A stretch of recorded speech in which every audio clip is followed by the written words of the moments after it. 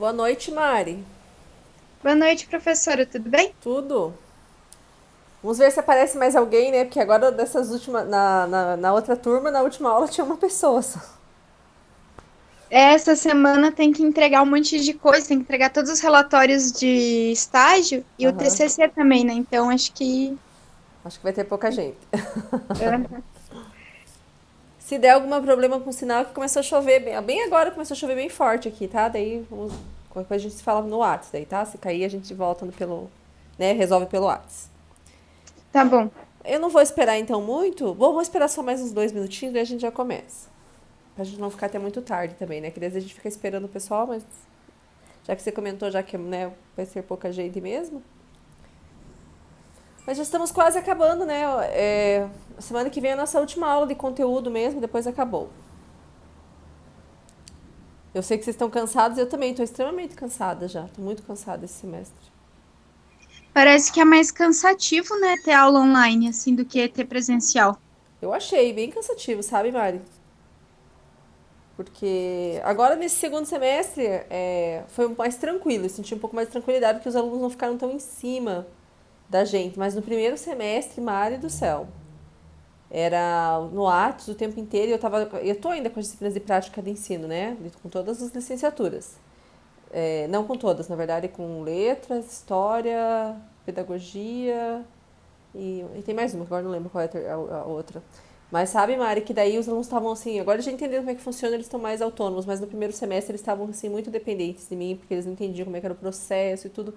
Então eles ficavam o tempo inteiro atrás de mim no WhatsApp. Então, nossa, eu trabalhei muito, muito nesse primeiro semestre desse ano.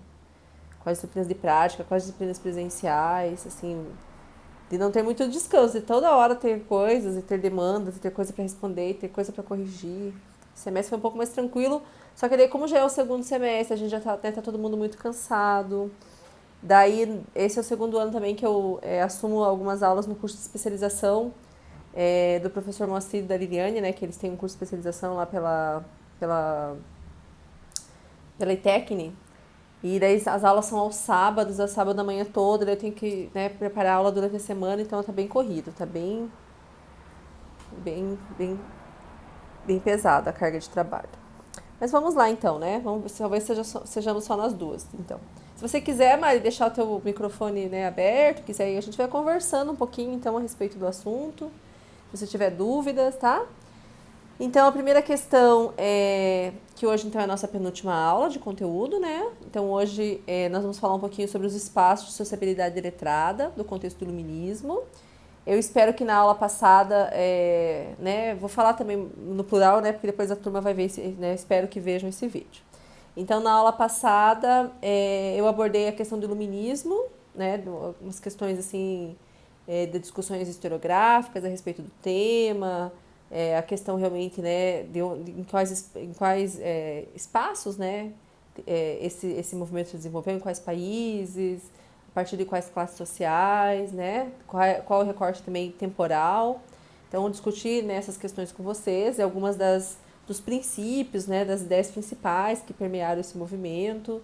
E tentei né, trabalhar um pouquinho com vocês o que é esse movimento, né, o que ele representa, representou no século XVIII e o que ele representa para nós ainda, né, o que essas ideias iluministas representam até né, para a sociedade, até a nossa sociedade, até a atualidade. Né, ainda são ideias e questões muito presentes, né, elas na verdade estruturam a nossa forma de pensar e de estar no mundo, né, de organizar o mundo até hoje.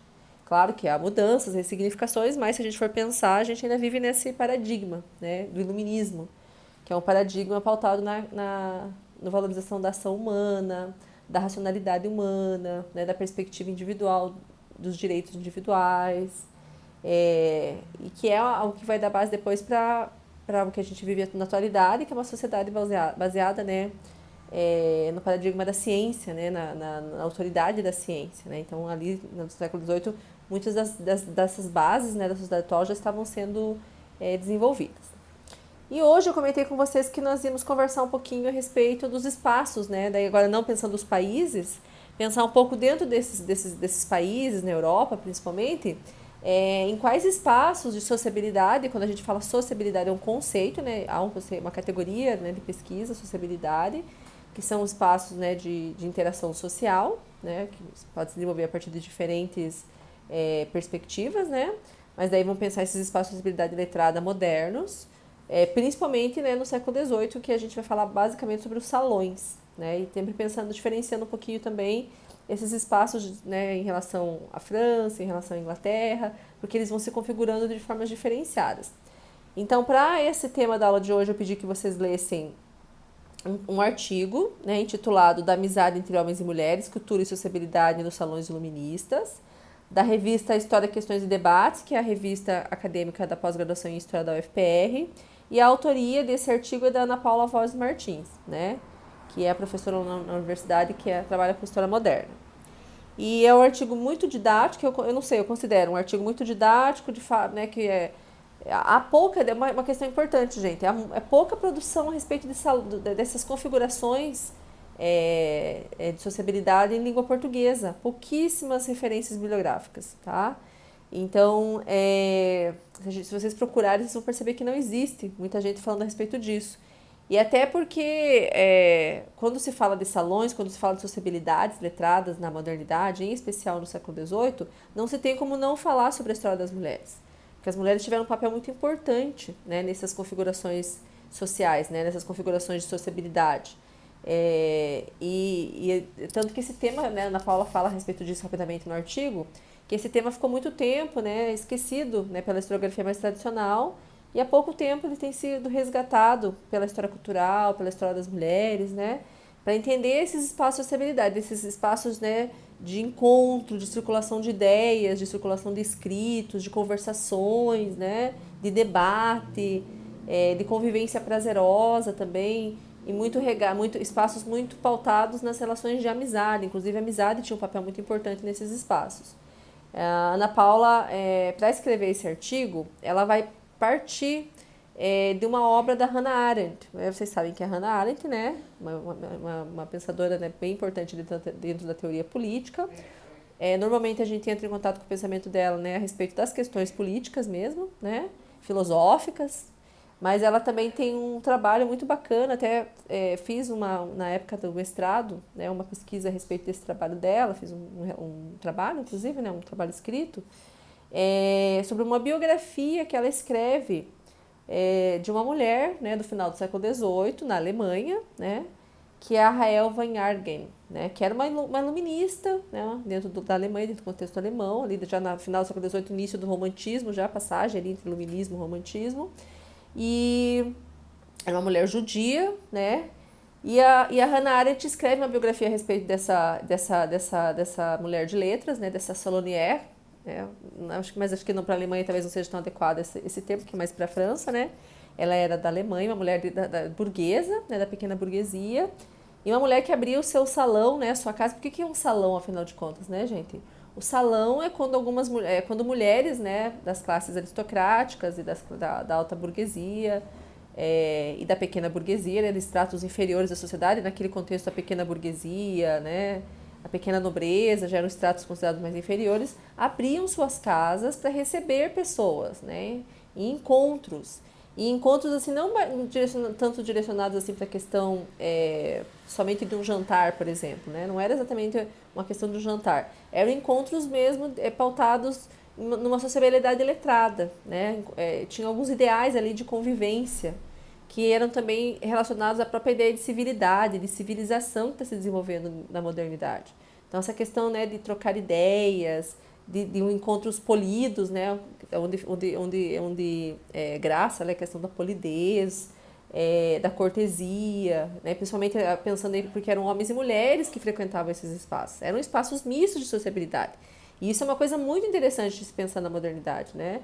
E espaços, como a Ana Paula coloca no artigo dela, onde essas hierarquias de gênero, de classe e hierarquias religiosas que marcaram a modernidade, né, elas acabavam sendo diminuídas, digamos assim, né, em prol de relações mais igualitárias, né, em relação a gênero, classe e religião, e em prol de amizades, né, de relações de amizade, de conversações francas, da troca de conhecimentos, da erudição, sociabilidades cultas, como a Ana Paula coloca, né?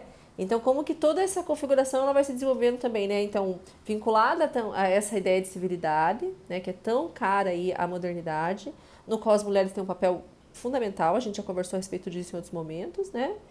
E também é atrelada a essa configuração, né, cultural que foi o iluminismo. Então, é um espaço onde vai se desenvolver os debates iluministas. Todas as ideias que eu falei na semana passada, sobre as quais eu falei na semana passada, né? As ideias ali das luzes, a questão da defesa da razão, da defesa da autoridade individual, de cada um poder pensar o mundo por si mesmo, de ter liberdade religiosa, inclusive um valor bem importante ligado ao iluminismo, a questão da tolerância religiosa, que se pauta nessa ideia, né, de que cada um tem que ter o direito, ter a capacidade, né, de fazer suas próprias escolhas, né, fazer suas próprias compreensões a respeito do mundo, da realidade. E esses valores todos foram se desenvolvendo nesses espaços em especial, principalmente na França. Há diferenças um pouco de um país para outro. A França acaba sendo considerado o principal modelo também para esses espaços de sociabilidade, né? Depois eles vão se desenvolver também na Inglaterra, vão se desenvolver na Alemanha, né? Em outros países também. E até porque na França, gente, é o país onde mais se tem esse discurso também de valorização das mulheres dentro desse desenvolvimento da ideia de civilidade e de civilização, né?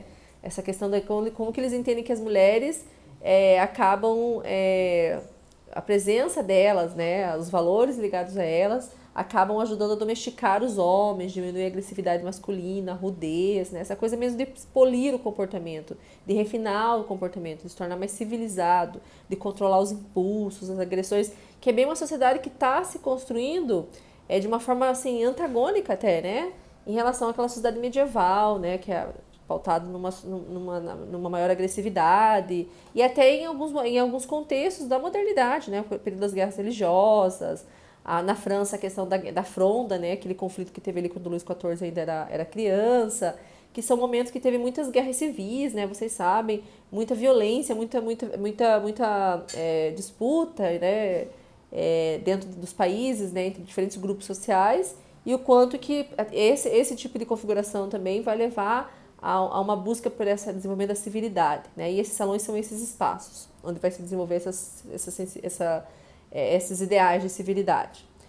Uma coisa importante de destacar é que na França, né, essas ideias ilustradas, críticas, né, inclusive críticas à religião, à autoridade da religião, às hierarquias de classe, né, que pautava a sociedade aristocrática, esse discurso crítico ele não vai se desenvolver nas universidades. Então, as universidades dentro da França e também dentro da Inglaterra são espaços mais conservadores, mais tradicionais, né, ligados às classes hegemônicas naquele momento, né? Então, na França, ligado, né, à aristocracia. Na Inglaterra, gente, ligada à igreja, né, anglicana, ligada à monarquia, ligada à gentry, né, que são as classes aristocráticas na Inglaterra.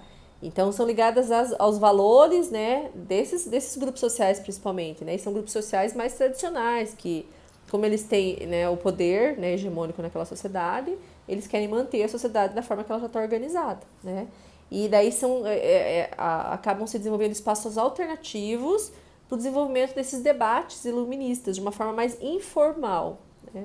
Então, na França, principalmente nesses salões, que é quando eu comentava, né, que essas mulheres da aristocracia, das classes médias, abrem suas casas para receber as pessoas, não para um simples jantar, mas como se fosse, entre aspas, né, cometendo anacronismo aqui, para encontros, né, como se fosse uma espécie de festas, assim, mas assim, não é o que a gente pensa hoje como uma festa.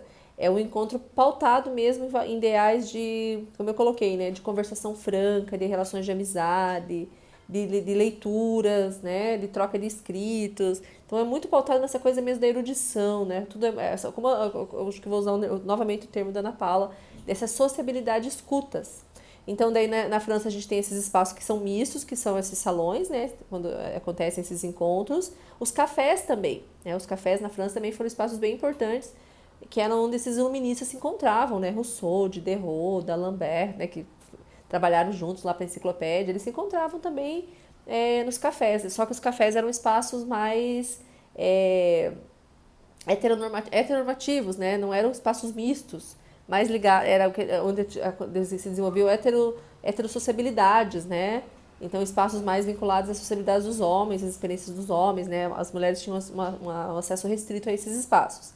E daí, na Alemanha, né, que daí é a experiência que a Ana Paula acaba iniciando o texto, né, pela experiência da Rael, muito parecido também. Salões, onde as mulheres têm um papel importante, eu vou explicar melhor depois qual que é o papel delas, né, como é que esses espaços vão se desenvolvendo ao longo da modernidade. E também, né, o espaço ali onde essas pessoas esclarecidas se encontram. E o bacana é isso, né, porque qual que é o critério para estar nesses espaços, né? É a questão da pessoa ser uma pessoa polida, uma pessoa culta, que domina a arte da conversação, que tem um certo, né, um certo refinamento, sabe se comportar nesses espaços.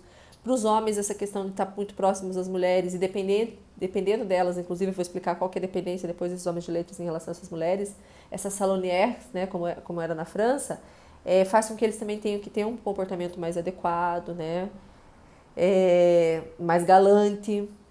Então, são espaços onde o que determina não é a questão do gênero ou a questão da classe social, né? A questão da erudição, da questão de quanto que aquela pessoa é culta, quanto que ela domina a arte da conversação, o quanto que ela agrada, né, aos outros. E daí, no caso da Rael, né, que é a personagem que a Ana Paula inicia o texto, né, comentando, essa judia, né, alemã, iluminista, lá do final do século XVIII, ela tinha todas essas capacidades, né? E não eram mulheres pobres, né, gente? Eram mulheres que, dentro desse contexto das luzes, às vezes por meio de preceptores que iam atender aos irmãos, elas também recebiam uma educação esmerada, né? Tinha alguns pais, principalmente pais aí desse contexto das luzes, que valorizavam uma educação mais igualitária para homens e mulheres, então acabavam dando, né, ofertando uma educação de alto nível para essas mulheres. São, às vezes, mulheres da aristocracia que conviviam também em espaços de cultura letrada e tinham uma educação esmerada também, né? E tinham acesso a grandes bibliotecas. Então, eram mulheres que eram muito cultas, não eram mulheres, né? Quaisquer mulheres, digamos assim, tá? Mas mais do que mulheres cultas, eram mulheres que dominavam essa coisa da conversação, essa coisa, né, de saber como equilibrar esse espaço, equilibrar as tensões de gênero, as tensões de classe, porque estavam ali, né? Era um espaço que para os homens iluministas, muitos deles, né, homens burgueses, homens pobres, né? Eles precisavam estar nesses espaços, né, como se fosse realmente uma questão de estabelecer intercâmbios para conseguir, porque nesse contexto, né, gente, a questão realmente, né, na França em especial, a questão da publicação de textos precisa dos mecenas ainda, também no contexto ali, né, de transição, precisa de um mecenas, eles precisam às vezes de uma pensão, de alguém da cultura aristocrática, né, alguém de uma classe aristocrática que vai ajudá-los. Então eles precisam desse acolhimento, né? Então para eles é importante estar nesses espaços. E essas mulheres, né, por conta dos seus intercâmbios de classe, né, porque muitas delas são da aristocracia ou da alta burguesia, e por conta também, né, das relações que elas possuíam, né, eram mulheres geralmente das classes abastadas, elas acabavam contribuindo muito para a ascensão social desses iluministas. Então, sempre que você vai ler sobre os iluministas franceses, em obras, né, que levam mais em conta essas questões das relações, de sociabilidade, você vai perceber o quanto que eles estavam próximos dessas mulheres, né, citam muito elas, né, nas suas autobiografias, nos seus livros de memória. Tem toda uma documentação também que são a questão das trocas de cartas, de correspondência, que também dá o acesso, né, nos dá acesso a essas relações de amizade, né, a esse universo, né, mais micro, né, dentro do iluminismo, dentro desses espaços de sociabilidade. E eles dependiam dessas mulheres, e tinham relações de amizade muito, muito, muito intensas com elas também, né? Não foram poucos os iluministas que tinham lá grandes amigas, né, entre as salonières, né? D'Alembert, Diderot, o próprio Rousseau. O Voltaire, né, acaba sendo um exemplo, acaba sendo uma experiência exemplar, né? Porque ele era amigo, né, como eu já comentei na aula anterior, né, da Madame du Châtelet, né, que tinha lá, agora eu lembrei o nome do castelo, que na semana passada eu não lembrei, que era o castelo de Cirey, que ficava mais no interior da França. Eles eram amigos, depois acabaram se tornando companheiros, né, se apaixonaram e foram morar juntos, né, no castelo de Cirey. E eles, né, representam o grande casal das luzes na França. Então, relações, né, que às vezes também acabavam se tornando relações relações de amor também, né? Relações amorosas, tá? Ah, então, essas mulheres ajudavam eles, né? Mas na verdade, o que que a Ana Paula coloca e depois, né, ao longo das minhas pesquisas, eu fui descobrindo. Por quê? Porque daí eu fui me aprofundando nesse tipo de tema. Porque como eu trabalho com a Inglaterra do século XVIII, é um pouco diferente na Inglaterra. Já vou falar como é que é na Inglaterra. Mas assim, as questões das sociabilidades, né, e dessa sociabilidade mista que envolve homens e mulheres, foi muito importante, não só para os homens, né, que conseguiram espaços, né, precisavam dessas solidariedades para conseguir ajudá-los, né, nessas interconexões, digamos assim, nessas conexões, mas elas também precisavam deles. Porque a questão da proximidade de homens cultos e principalmente do estabelecimento de relações de amizade com homens cultos, né, homens eruditos, artistas, poetas, né, pensadores, filósofos, homens de letras de modo geral, foi muito importante porque representou para essas mulheres, né, que não tinham acesso a uma educação mais formal, esse também foi um dos caminhos, né, para elas se educarem. Então foi muito importante para que essas mulheres tivessem acesso à cultura letrada de forma indireta. Então elas foram aceitas no primeiro momento porque elas eram, né, mulheres que tinham conexões, que abriam suas casas, que conseguiam equilibrar as tensões, que eram polidas, que eram corteses, que eram refinadas. Muitas delas também eram cultas, né, já tinham recebido uma educação. Mas muitas delas não, né, tinham toda a Rael tinha mais toda essa questão mais social, né, e não era uma mulher tão culta. Mas, então, muitas delas então conseguiram acesso à cultura letrada por conta das relações que estabeleceram com esses homens, com a proximidade com esses homens.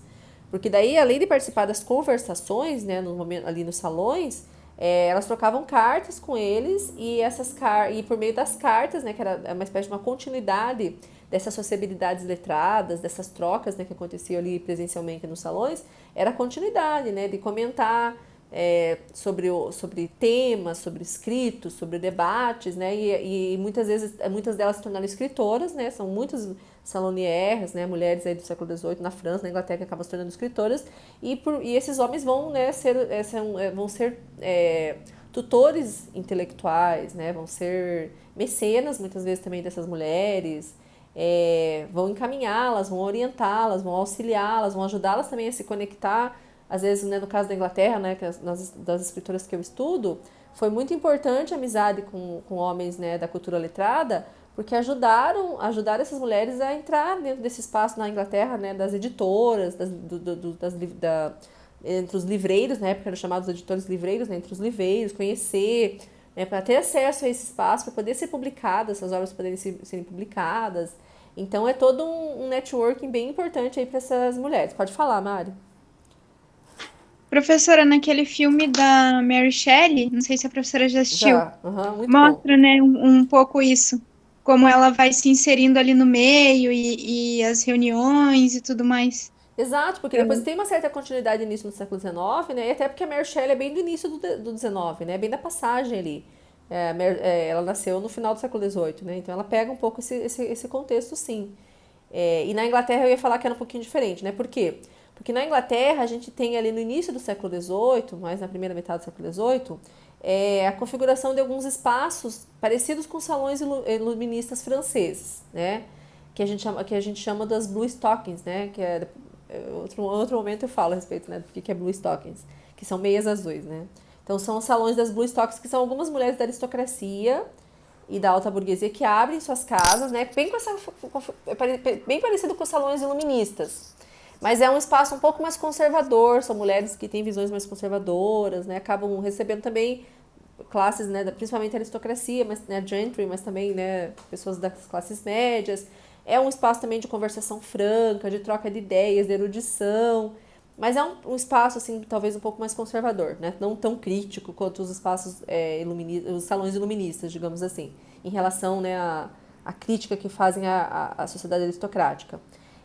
Mas esses salões das Blue Stockings, né, inclusive muitas dessas mulheres que participaram desses salões, elas vão se tornar escritoras e vão, de certa maneira, contribuir muito para o aumento de uma certa tradição de escritoras inglesas aí no século XVIII, que já começa no século XVII, mas se desenvolve muito no século XVIII.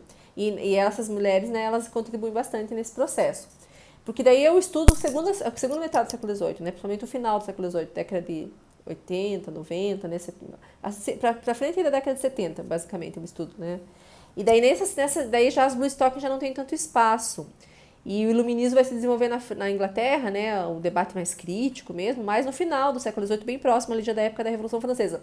Na verdade, na Inglaterra, a Revolução Francesa, que é 1788, né, não sei se estou falando errado agora, acho que é isso, é que vai, na verdade, influenciar dentro da França o desenvolvimento desse debate iluminista mais crítico, né? É a influência, a inspiração da Revolução Francesa, a influência da Revolução Francesa na Inglaterra. Deixa eu ver se eu falei o ano certo. Eu escrevi tantas vezes esse ano já nas minhas pesquisas que eu não posso errar isso, gente. Deixa eu ver. Falei errado, é 89, 1789. Falei um ano errado. Então, em 1789, né, depois da Revolução Francesa, né, no início da Revolução, a influência da Revolução na Inglaterra, sobre os intelectuais ingleses, né, de classe média, principalmente, ligados às religiões protestantes, que eram os grupos que eram mais perseguidos, tinham menos direitos na Inglaterra, é que vai fazer desenvolver todo um furor, digamos assim, de debate, de crítica, né, na Inglaterra. E daí já não é tanto nesses espaços Blue Stocking, são outros espaços. Então na Inglaterra a gente não tem exatamente um espaço assim, mulheres da aristocracia, as mulheres das classes médias que vão receber as pessoas, não tem isso. O que eu percebi, né, a partir das minhas pesquisas, né, porque as minhas escritoras participam das sociabilidades, é que tem essas sociabilidades pautadas, né, na questão da conversação franca, nas relações de amizade, os princípios são os mesmos, mas o espaço que é diferente, porque essas trocas daí se dão em organizações mais privadas, eventos mais privados.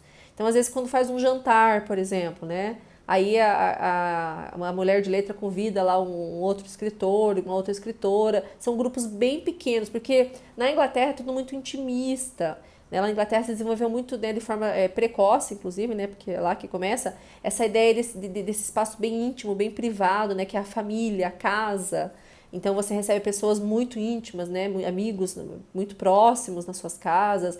Então é diferente na França. A França, a gente pode falar que os salões, eles são espaços, são pequenas sociedades. Tem uma certa ideia de privacidade ali nos salões franceses, né, mas ainda tem muita gente participando. Aí é uma coisa meio privada, meio pública ainda, né. E na Inglaterra vai se desenvolver muito forte essa ideologia burguesa, e entre as classes médias, né, principalmente. E as classes médias daí, então, que são esses que eu comentei, né, principalmente os protestantes, né, os intelectuais de classe média, radicais ali da Inglaterra, eles vão também ter todos esses princípios, mas vão se encontrar em reuniões muito mais mais privadas, né, com muito menos pessoas, são como se fossem jantares mesmo, né. Eu acho engraçado que numa parte da minha tese eu comento que a lareira, inclusive, né, que tem um papel bem importante, né, na Inglaterra, ela representa também, né, dentro da cultura material, essa questão de representar um espaço onde você vai sentar, vai se encontrar, vai conversar, né, vai se reunir, mas é tudo muito privado na Inglaterra, tá? E na Inglaterra a gente também tem os cafés, mas aí os cafés são um espaço de sociabilidade basicamente para homens, né? As mulheres não têm acesso a esses espaços. E aí nós temos também as tavernas, né? Ou as tabernas na Inglaterra, que são espaços daí mais para as classes menos abastadas, né? Porque na Inglaterra as pessoas mais pobres, as classes trabalhadoras também participaram, né, do debate das luzes. Mas daí é um espaço mais assim, né, masculino também, bastante masculino, e não de acesso para as mulheres. E os clubes, né? Na Inglaterra a gente também tem os clubes, que são clubes masculinos também. São espaços de debate, né, mais de troca intelectual entre os homens, mas as mulheres não têm muito espaço. Então, por quê? Porque na Inglaterra não tem toda essa ideologia, essa visão de que as mulheres representam. Depois vai se desenvolver mais entre esses intelectuais, né, que participam do iluminismo em Londres ali, né? Entre eles vai se desenvolver um pouco essas ideias. Mas, de modo geral, na Inglaterra, e mesmo em Londres, né, a gente não tem essa ideia de que as mulheres são elas que trazem a civilidade, a civilização, essa homenagem, né, essa valorização do feminino que a gente tem na França. Então, isso é muito mais forte na França, esse discurso que vincula as mulheres e a questão da civilidade, né? Na Inglaterra não é tanto, e daí é mais restrito realmente a alguns intelectuais ali londrinos, né, que fazem parte dos círculos que eu estudei, daí tanto porque eu chamo de círculos letrados, né, porque são conexões, pessoas que se conhecem, pessoas que uma recebe a outra na sua casa, por exemplo, pessoas que trocam cartas. A questão das cartas é tão importante na Inglaterra quanto na França, né, como na Alemanha, como em outros países, né. A Ana Paula coloca que essa questão dessa prática da troca de correspondências se inicia já desde o humanismo, é uma coisa que vai se manter ao longo da modernidade, e no século XVIII é uma questão extremamente importante, né, porque representa mesmo a forma de se instituir essa República das Letras, né, essa troca entre intelectuais das luzes de diversos países europeus e também da América, e na Inglaterra também é muito importante a troca de cartas, né, mas daí esses círculos letrados, como eu comentei, né, um recebe o outro na sua casa, eles trocam cartas, eles... daí, um dos intelectuais conhece os editores conhecem os intelectuais. Aí na Inglaterra tem a Analytical Review, que é um periódico crítico de classe média na época, que é o principal, né, periódico que dissemina as ideias ilustradas, né, as críticas ilustradas ao anglicanismo, à monarquia, né, na época lá na Inglaterra. E a Analytical Review acaba sendo um espaço também de encontro, né, porque daí fica na casa do editor que na época chamava-se Livreiro, né, que é o Joseph Johnson. Então ele que também recebe as pessoas na sua casa, e a casa dele acaba sendo também o lugar onde faz as edições e as publicações, então também se encontram nesses espaços, tá? E acho importante agora falar um pouquinho sobre como é que vão se construindo esses espaços, então, né? Deixa eu até abrir aqui o texto.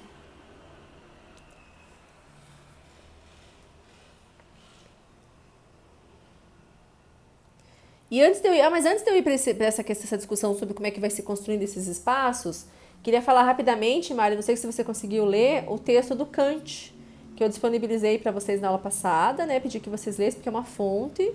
Acho bacana vocês entrarem em contato, né, com um autor da época, que foi bastante importante na época, inclusive. Eu falei bastante na semana passada sobre a Inglaterra, sobre a França, mas a Alemanha também é muito importante nesse contexto das luzes, gente.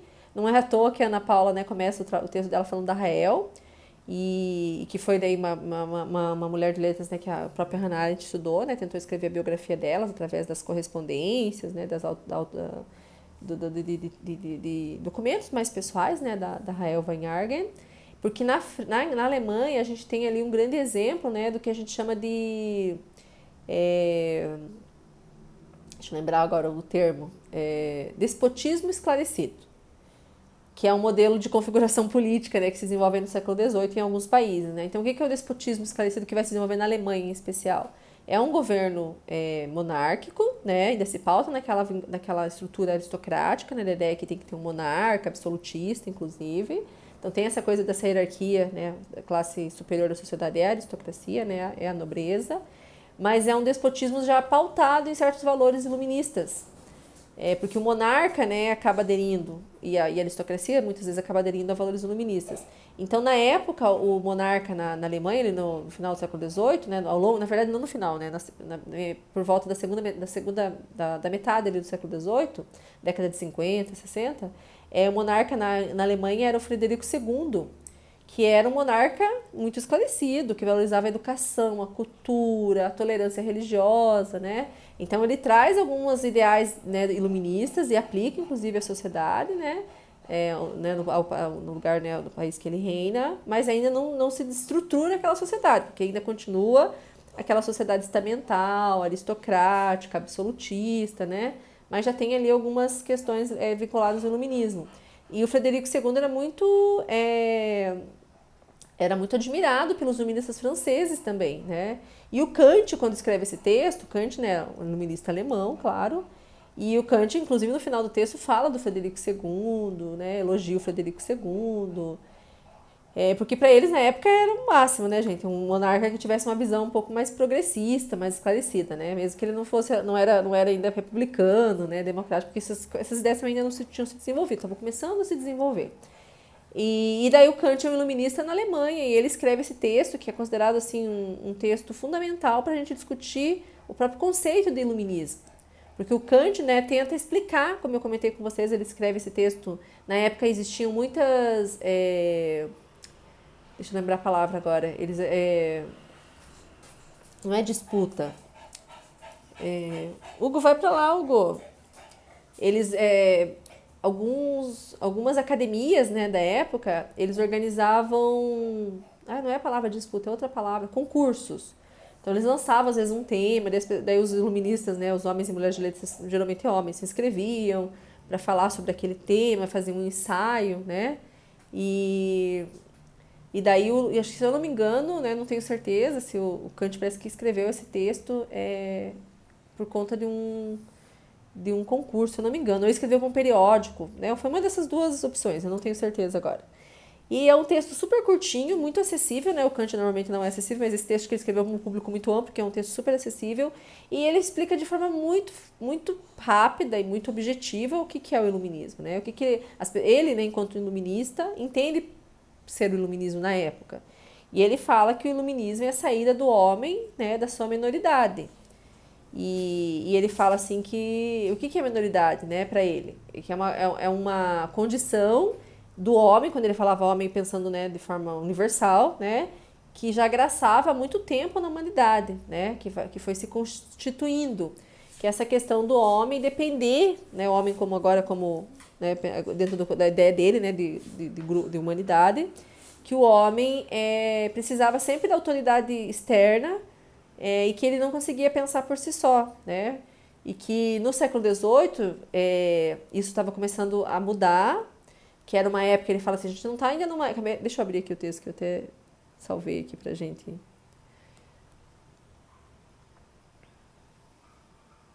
Professora, é a parte que ele fala, quando se pergunta, vivemos agora uma época Isso, esclarecida? A isso. resposta será, não, vivemos em uma época de esclarecimento. Exato, obrigada, Maria. É isso que eu queria. Exatamente. Então ele fala, exatamente, vivemos uma época de esclarecimento, que ainda a gente está num processo, né?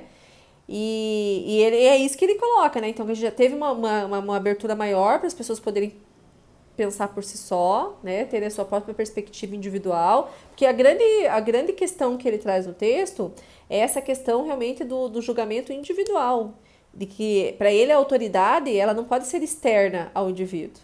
Então, não pode a igreja, ele fala da igreja, ele fala do monarca, né? Do poder político, do médico, né? Então, essas autoridades que acabam, né, determinando, falando para as pessoas como elas têm que viver, né? E ele fala que não pode mais ser dessa forma, que a gente tem que ter coragem de pensar por si só, né, de pensar por si mesmo. E ele fala que é difícil, porque as pessoas estão muito acostumadas a depender da autoridade externa, né? E que é muito cômodo. Inclusive ele coloca, né, que não é usando exatamente essas palavras, né, até porque o texto foi traduzido para o português, né, porque o original é em alemão, mas que é muito cômodo depender da opinião do outro, né? Que a autoridade esteja em outrem. Então, essa coisa de você assumir essa capacidade de pensar por si só, e essa capacidade não é uma coisa que você nasce, né? Você tem que desenvolver, você tem a potência, porque você tem a razão, né? Você é humano, tem a racionalidade, mas é uma coisa que você precisa desenvolver por meio da educação. Novamente, tem um papel fundamental da educação dentro do contexto das luzes. E daí ele fala que quem tem essa coragem de desenvolver consegue pensar por si mesmo. Mas ele fala que é muito difícil, porque as pessoas estão acostumadas, né? Como se elas meio que estivessem já acomodadas e fosse muito cômoda essa situação, tá? Mas esse você pegou bem o trechinho que eu queria mesmo. Deixa eu abrir que eu quero falar mais uma coisa. Cadê? Agora não consigo achar o texto. Aqui. Que é a resposta à questão, ao que é esclarecimento. Aqui eles não falam se foi ele escreveu, né, por conta de um periódico, depois eu dou uma olhadinha, ou vocês podem dar uma olhada. Ou se foi para um concurso de uma academia. Mas eu acho que foi para um periódico, porque o texto é bem curtinho. Para um concurso, geralmente eles faziam um ensaio bem mais longo, né? Várias das obras que o Rousseau escreveu, ele escreveu para esses concursos de academia, tá? Então ele fala, né? Então, ó, o que é o esclarecimento? O que é iluminismo? Porque esclarecimento está na tradução para o português, né? Mas seria o que é iluminismo, né? O que é um enlightenment, se fosse em inglês, né? É a libertação do homem de sua imaturidade, de sua minoridade, né? Cada tradução às vezes acaba sendo de um jeito.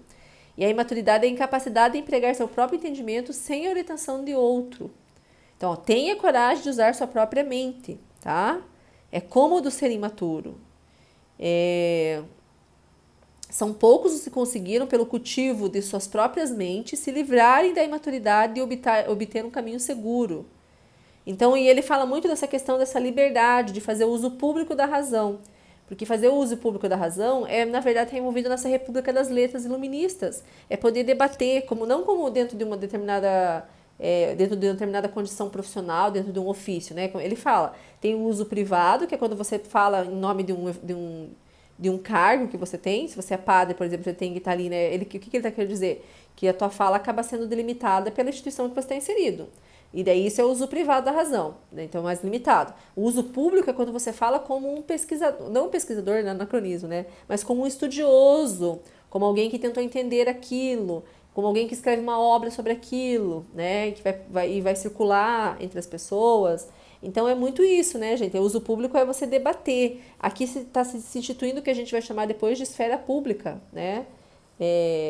Para João de Jean já é no século XVII, né, que está se instituindo, mas para outros autores é aqui no século XVIII, que está se instituindo essa esfera pública, né, de amplo debate, de livre debate, de todo mundo poder se educar, se esclarecer, estudar algo e poder falar a respeito daquilo, da sua opinião sobre aquilo. É um pouco isso, ninguém vai falar uma verdade absoluta, mas vai poder dar sua opinião, que se pautada na razão, ela é legítima. É claro que eles entendiam que quem é racional vai pensar mais ou menos, né, vai descobrir a lógica das coisas mais ou menos também de forma parecida, tá? Então é o uso público da razão que ele defende bastante aqui. E se a gente for pensar e relacionar o texto do Kant, né, com o texto da Joan de Jean, que a gente já estudou já há umas aulas atrás, vocês viram que o Kant está falando da continuidade do que a Joan de Jean falou que estava se instituindo lá no século XVII, no contexto da batalha entre antigos e modernos, né, que essa questão realmente daí dentro do contexto de uma batalha literária, né, de quem poderia julgar o que era boa literatura. E o quanto que estava se entendendo que os homens, as mulheres também podiam estar nesse debate, né? Então vai democratizando o debate por conta da inserção das mulheres. E aqui no século XVIII daí se democratiza ainda mais, né? Porque o Kant é de forma, claro, abstrata, né? Uma construção abstrata, mas ele está falando que tem que ser uma coisa universal, que todos podem participar. É claro que depois, quando a gente vai vendo nas entrelinhas, a gente vai percebendo que como é que eles vão, né? Mas as pessoas que não têm educação, que são pobres, né? Que são plebeus, são rudes, não podem participar. As mulheres que têm uma razão menor, uma razão muito pautada na imaginação, no descontrole, também não podem participar. Mas no discurso abstrato, né? Porque, gente, todo o discurso iluminista, o princípio dele é a universalidade, tá? Por isso que depois ele vai pautar os princípios da sociedade liberal e democrática. Porque dentro da sociedade liberal e democrática, o princípio básico é a questão da universalidade. Ou vale para todos, ou não vale para ninguém. Por isso que não tem sentido essas ideias, né, ridículas. Direitos para pessoas direitas. Não, direito é para todo mundo. Não, porque o princípio é que o direito seja para todas as pessoas, porque são todas humanas. Então, se você fala assim, não, mas esse não pode ter direito, então quer dizer que você já saiu da base do discurso liberal e democrático. Então já começa a criar de novo hierarquia, já não é mais o princípio universal da igualdade, né? Então tudo aqui é pensado de forma universal, só que depois eles vão construindo formas de exclusão, tá? É um pensamento que depois também tem muitas exclusões. Mas assim, é basicamente isso que o Kant traz, as ideias principais, tá bom? Que a gente tem que retomar aqui na aula. E agora eu queria conversar um pouquinho, né, com a Mari e com vocês depois que vão assistir a esse vídeo, sobre como que vai se constituindo, né, esses salões iluministas, porque tem uma história também desses salões iluministas. E eu estava comentando com vocês que não existe muita bibliografia em português. Por quê, né? Porque, como eu comentei, primeiro é um tema que não era considerado tão relevante até pouco tempo, porque os estudos sobre o iluminismo focavam principalmente ali só os filósofos das luzes, né? E as suas ideias, não falavam muito dessa parte mais prática, mais social, mais cultural, né, do movimento iluminista, mas isso vai mudando, né, nas últimas décadas, aí, né, nos anos 2000, anos 90 já, e também por conta da emergência da história das mulheres, né, e trabalhar com a história das mulheres na modernidade e também trabalhar muito com o papel das mulheres nesses espaços de sociabilidade, tá? Aí quando eu fui trabalhar, eu encontrei esse artigo da Ana Paula, né, e não tinha muita coisa em português, eu trabalhei bastante com literatura, com bibliografia em língua inglesa. E daí em língua inglesa e língua francesa há muita coisa, muito estudo, tá, gente? Sobre os salões. Daí agora, é claro, né? Tem o trabalho da Beatriz Zelinsky, Beatriz Polidori Zelinsky, né? Sobre 3 escritoras francesas do século XVII, amor, amizade, gênero e sociabilidade, né? No século XVII, que é uma tese de doutorado ali, né, do departamento da pós-graduação em História, e daí ela fala um pouco desses espaços de sociabilidade no século XVII, na França, como é que eles vão começar a se construir, fala muito da corte também, da sociedade de corte, mas não é tanto o foco dela, não são os salões, né, mais a corte, mas é que essa sociabilidade começa na corte, já vou falar a respeito disso. E depois tem o meu trabalho, né, principalmente o trabalho da tese, né, de doutorado, né, na qual eu dediquei um capítulo inteiro para falar sobre relações de sociabilidade, de amizade na Inglaterra do final do século XVIII, que eu acho que o melhor capítulo da minha tese é esse, é o que traz mais informações assim inéditas, e eu fiz uns insights muito interessantes, porque não tinha muita bibliografia que falasse sobre as sociabilidades em si, né, na Inglaterra. Porque eu partia muito do exemplo dos salões franceses, mas eu comecei a perceber ao longo da pesquisa que era diferente essas configurações. E daí eu escrevi um capítulo assim muito bacana, realmente, porque eu consegui explicar um pouco da história desses espaços na Inglaterra, como é que eles vão se construindo desde as Blue Stockings, porque tem bastante estudo sobre as Blue Stockings, mas mais desse final do século XVIII, não achei tanta coisa, mas eu fiz um bom capítulo, né? Vale a pena, se uma hora vocês estiverem interessados, né, ou interessadas nesse tema. E tem um capítulo aqui que a gente, inclusive, vai trabalhar na semana que vem, desse livro, né, História das Mulheres no Ocidente, volume 3, né, que fala da modernidade. Tem um capítulo que é da conversação à criação, né, que fala daí da inserção das mulheres dentro do iluminismo, de modo mais geral. E daí sim, um capítulo também que acaba falando bastante dos salões. É um capítulo que eu usei também muito na minha monografia, na minha dissertação, né. E existem obras como essas, né, gente, ó, que fala mais das relações de amizade, sobre a história da amizade, que eu adoro esse tema também. Acabei falando bastante disso nesse capítulo, né? O terceiro capítulo da minha tese, que eu falo sobre a sociabilidade, as amizades, né? Genealogias da amizade. Esse aqui é muito legal, mas ele é mais da área da filosofia. Então, ele tenta entender as questões das relações de amizade, né? Desde o período da antiguidade, como é que vai se transformando. E a gente vai percebendo que não existem mulheres quando se fala de amizade, gente. É muito recente na história, dentro da literatura, dentro da filosofia, né?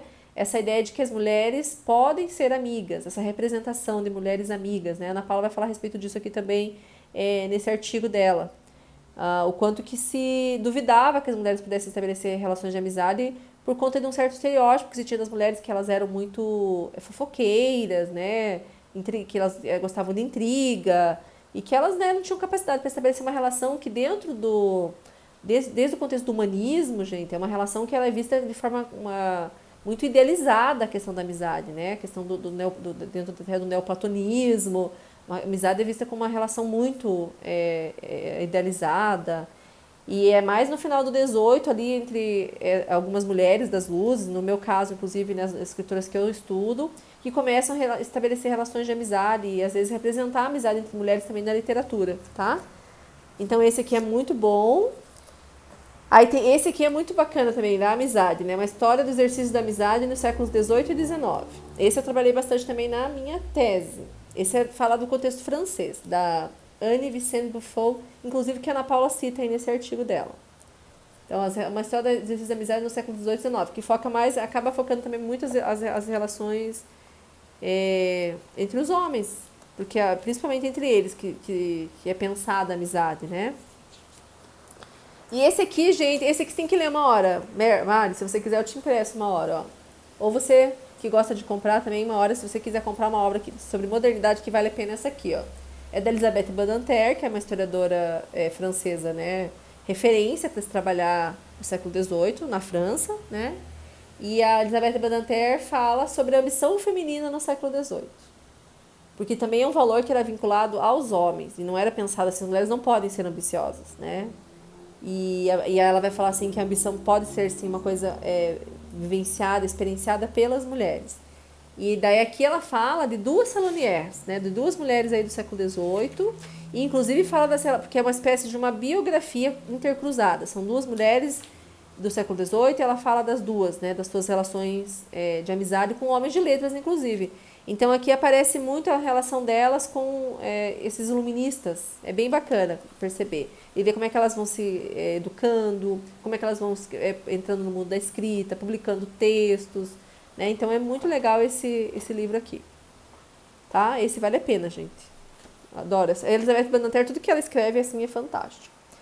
E agora eu queria falar um pouquinho sobre a história dos salões, né? Então os salões, na verdade, a origem deles, né, como a Ana Paula coloca, são aquelas cortes renascentistas, que a gente viu, inclusive, né, no início do semestre, quando a gente falou um pouquinho ali sobre o cortesão, né, a obra O Cortesão, do Baldassare Castiglione, que inclusive ele na obra ele fala de uma das cortes renascentistas muito famosas na época, que era a corte do Urbino, né, que eu comentei com vocês.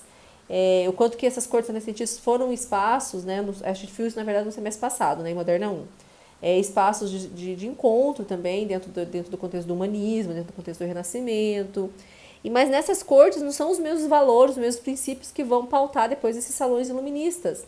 Porque nas cortes renascentistas está muito presente ainda essa ideia, né, cortês, ainda que acho que vem ali da cultura do ideal cortês do contexto medieval ainda, né, aquela questão do amor cortês, né, que tem o papel da grande dama, que é muito idealizada, né?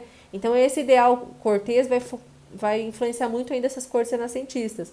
Então, quando o Baldassare Castiglione fala, né, ele fala de reuniões que eles se encontram, que eles conversam, trocam ideias, fazem brincadeiras jocosas, e às vezes não apresenta o privado, no quarto, né, que não era um espaço ainda considerado privado, no quarto, né, da dama, né, da dona da casa, né, da princesa, da aristocrata, e ela tem todo um papel assim de destaque, né, mas daí não são relações ainda muito hierárquicas, porque daí ninguém também acha que tem tanta intimidade para chegar nela e assim, né, e conversar de forma franca, porque essa ideia também, porque eu falei que nesses espaços de estabilidade letrada iluminista se pauta muito no ideal de conversação franca. Tem toda uma discussão sobre a própria ideia de conversação na modernidade, principalmente no iluminismo, que eu também acabo abordando nesse capítulo que eu falo sobre as amizades, o espaço de sociabilidade. Por que conversação franca? Porque quando você pensa a conversação entre iguais, e pautada principalmente no ideal de amizade, você pode desnudar a sua alma, né? Você pode mostrar quem você é de verdade. Então aí é um ideal de conversação muito pautado também na própria ideologia burguesa, né? Na ideia de autenticidade, de não ser superficial, não ter máscaras, né? Como a gente viu lá que era na cultura aristocrática, né? Controlar cada pensamento, cada fala, cada gesto, mas não, uma coisa muito mais naturalizada, mais autêntica, né? E desse contexto do Renascimento não tem esses ideais ainda, né? São relações mais hierárquicas mesmo, tá? Tem a grande dama. E depois a gente tem o desenvolvimento das relações, né, de sociabilidade, que também vão acabar dando base para os salões iluministas, na França do século XVII, sim, dentro da corte, dentro da sociedade de corte. Também são espaços mais mistos, né, homens e mulheres frequentam, mas não é só porque é misto que não tem hierarquia de gênero. Então, na sociedade de corte, as hierarquias de classe e de gênero, elas estão muito visíveis, né? Qual que é o papel da mulher, qual que é o lugar da mulher, né? E qual que é o papel do homem. E o quanto que tem todas as hierarquias dentro da própria corte, né? De quem está mais próximo ao rei, quem tem um título, né, de maior prestígio, então tem maior visibilidade, né, tem mais, né, poder. Então as hierarquias eles são muito fortes ainda, inclusive religiosas, né, gente? As questões, né, lembrando que a França, nesse contexto, ela deixa eu lembrar agora, mas tem a religião do Estado, né? Que acho que é o catolicismo, se eu não me engano. Acho que é o catolicismo. Então tem toda uma questão de hierarquias ali muito presentes.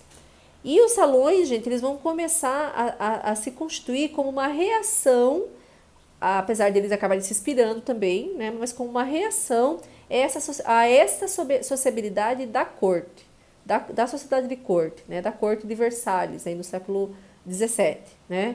Então, alguns aristocratas descontentes, né, lá, né, no final do século XVII, no século XVIII também, descontentes com essa sociabilidade da corte, que ela é tão ritualizada, né, ela é tão hierarquizada, é desgastante, como eu já tinha comentado com vocês, né, que era desgastante estar na corte, inclusive. Então, em reação a esse tipo de espaço, né, de tanto controle sobre cada uma das pessoas que estavam ali, né, algumas pessoas da aristocracia vão começar a abrir as suas casas para receber as pessoas. E é assim que começam os salões. Os primeiros salões começam entre as mulheres aristocráticas, né, da aristocracia, na França, no século XVII. E ainda são salões que acabam tendo ainda uma configuração ainda mais hierárquica, né? Porque são mulheres da aristocracia, abrem muitas suas casas para a aristocracia. Mas no século XVIII, esses salões, né, daí vai mudando bastante, né? Porque daí as mulheres da aristocracia continuam abrindo seus salões, né? Mas as mulheres das classes médias, da alta burguesia, da pequena burguesia, também começam a abrir suas casas. E daí esses espaços vão se tornando realmente mistos, mas não só mistos porque envolvem homens e mulheres, né? Porque ali estão presentes homens e mulheres. Mas mistos e mais igualitários, né? Como a Ana Paula coloca, Porque as hierarquias de gênero, as hierarquias de classe, elas começam a deixar de ter tanta importância. Há muita mais mistura, né? Há muita mais proximidade, há muito mais relações igualitárias mesmo, né? Menos hierarquia. E por quê? Porque daí eles começam a se pautar nessa ideia de conversação franca, de amizade, de proximidade, de valorização das mulheres. E como eu comentei, né? As mulheres precisavam dos homens, porque por meio deles elas tinham acesso à cultura letrada, tinham mecenas, tinham apoio, tinham tutores intelectuais, né? E ao mesmo tempo, o fato. Por que também foi tão importante a amizade para as mulheres? Porque dentro das relações que elas estabeleciam com os homens, dentro das relações mais tradicionais, por exemplo, como o casamento, a relação era muito hierárquica. Era uma relação já que se constituía a partir de uma ideia de hierarquia muito grande, né? Dentro do casamento. E também no contexto familiar, muitas vezes as hierarquias estavam muito postas. Então, nesses espaços de estabilidade, principalmente a partir das relações de amizade, que é um outro tipo de relação, as mulheres começam a ter uma relação mais igualitária com os homens. Porque daí não é tão hierárquica como já é a relação com os maridos, dentro dos ideais de casamento, né? Principalmente o casamento aristocrático. Porque depois, dentro dos ideais de casamento burguês, já vai começar a se construir uma relação que é um pouco menos distante, um pouco menos hierárquica, tá? E quem frequentava esse salão? Então, daí foi isso, né? Daí no século XVIII, as aristocratas, as mulheres da burguesia também abriram suas casas, e daí é uma mistura, gente, uma mistura, muito, são espaços mistos. E as pessoas conseguem acesso a esses espaços por conta como eu comentei, né? Por conta da sua polidez, do seu comedimento, da sua cortesia, do seu talento. Essa coisa do talento era muito importante, né? Pessoas talentosas, artistas, poetas, escritores, diplomatas, políticos, né? Então estavam todos ali. Deixa eu pegar uns trechinhos aqui que eu acho importantes.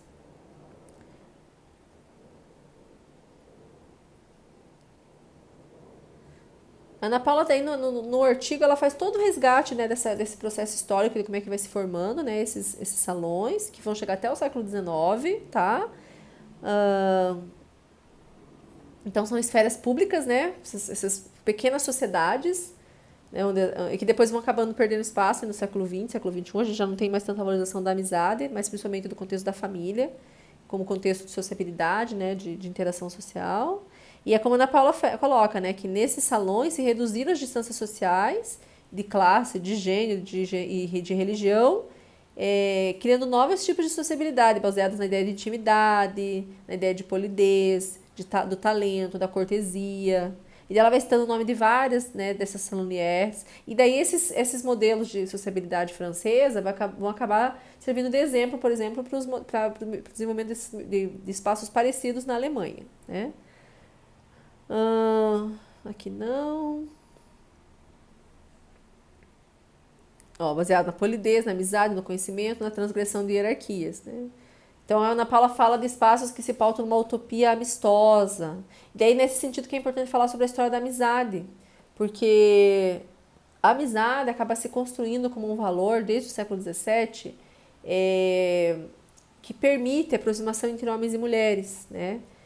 No século XVII, eu tinha comentado com vocês a respeito disso em outros momentos, a ideia do amor, inclusive, né, o sentimento do amor está mais ligado às relações de amizade do que às relações dentro do casamento. O casamento é visto como uma relação que é fria, que é pautada nos interesses, né, econômicos, né, de fazer alianças entre famílias.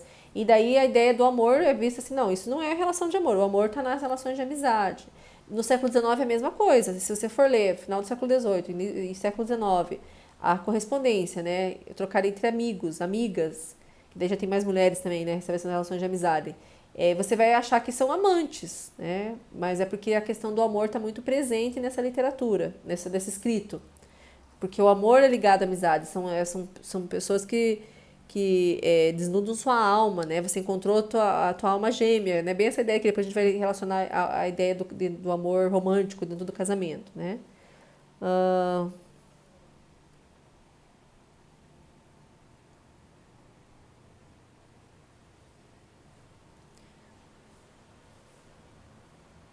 E uma coisa interessante também para essas mulheres, esses espaços, eles acabam se configurando como espaços então de ascensão intelectual e social muitas vezes também, né?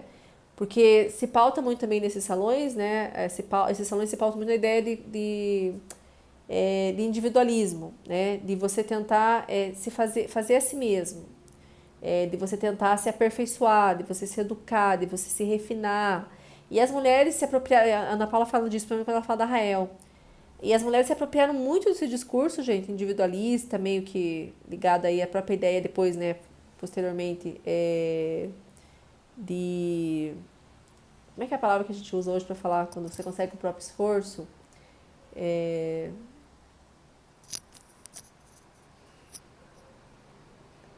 Esqueci agora, que inclusive eu sou crítica a isso, porque eu sei que isso não, não, não tem lógica dentro de uma cultura desigual. Meritocracia, né? Essa própria ideia da meritocracia, nesse contexto iluminista, gente, foi um meio, né? Essa ideia de que cada um consegue se aperfeiçoar, se educar, né? Crescer, né? Enquanto pessoa, enquanto, né? Cidadã, digamos assim, quanto consegue se educar, se aprimorar, né? Isso foi e essa coisa mesmo da meritocracia, né? Bem que a ideologia liberal, burguesa depois, né? De que cada um, que você consegue crescer o tanto que você se esforça, né? Você consegue se melhorar em relação aos outros, né? E as mulheres vão utilizar muito esse caminho para conseguir romper com determinados padrões de gênero. E romper com o papel tradicional que era pensado para as mulheres, porque as mulheres eram vistas como idiotas, como incapazes, né? E daí esse discurso, né, desse individualismo, né, depois do que a gente vai chamar de meritocracia, ajuda elas a trilharem caminhos também a partir dessa ideia de que elas vão se aperfeiçoando, elas vão estudando, elas vão se fazendo, né, fazendo a si mesmas, se tornando pessoas ilustradas, pessoas cultas, né? E isso vai contribuindo para questionar, a partir dessas experiências, né, essas ideias tradicionais sobre o que é ser mulher, né, sobre os padrões de feminilidade. E elas vão fazer isso também por meio dos seus escritos. Elas vão escrever obras também que elas questionam essa visão, né? Esse ideal de mulher que vigorava na época, né? Daí a Ana Paula fala das correspondências, né? Que é uma questão bem importante nessa discussão. Sobre as amizades femininas, que não aparecem quase nos estudos, na história, porque as mulheres eram vistas como incapazes de estabelecer relações de amizade, eram muito... inferiores, né, para conseguir estabelecer esse tipo de relação tão idealizada, né, tão superior. Mas é no finalzinho que eu quero ler um trechinho. Aqui.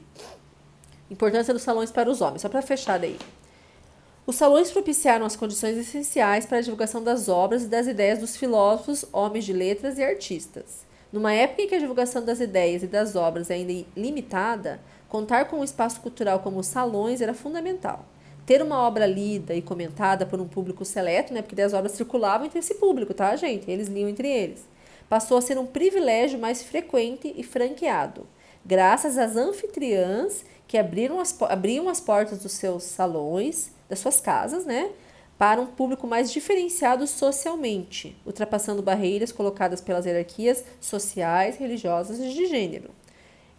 Muitas mulheres exerciam uma considerável influência política devido às redes de sociabilidade estabelecidas pelos laços de parentesco e trocas de favores. Desta forma, podiam pedir alguma benesse, proteção ou simplesmente